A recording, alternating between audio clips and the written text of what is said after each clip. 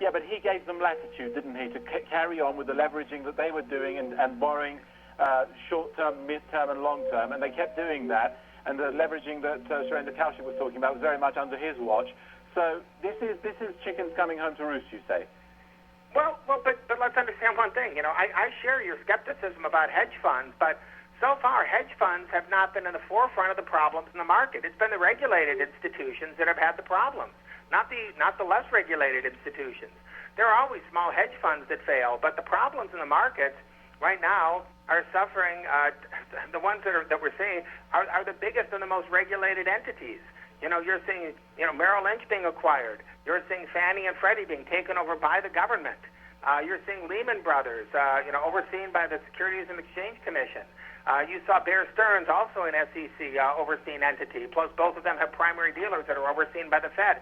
These are firms that had a lot of regulatory oversight. These are not the wild and woolly, hedge funds that everybody talks about. The hedge funds, by and large, haven't blown up and dragged the market down with them.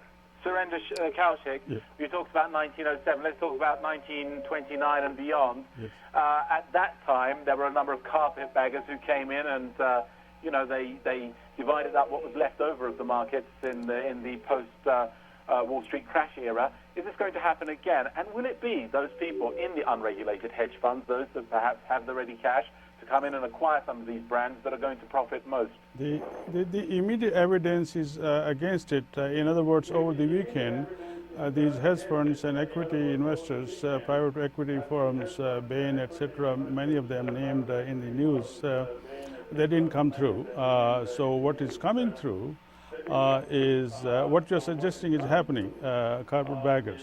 But this time the carpetbaggers are Chase, JP Morgan Chase, and now Bank America, in other words, which acquired the real estate business earlier, and now it is acquiring Merrill Lynch.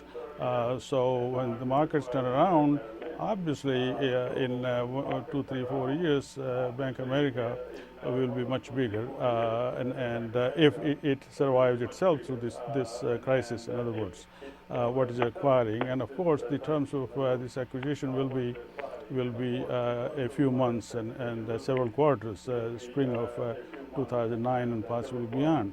So they have some safety time period here to work out the details and deals in their favor.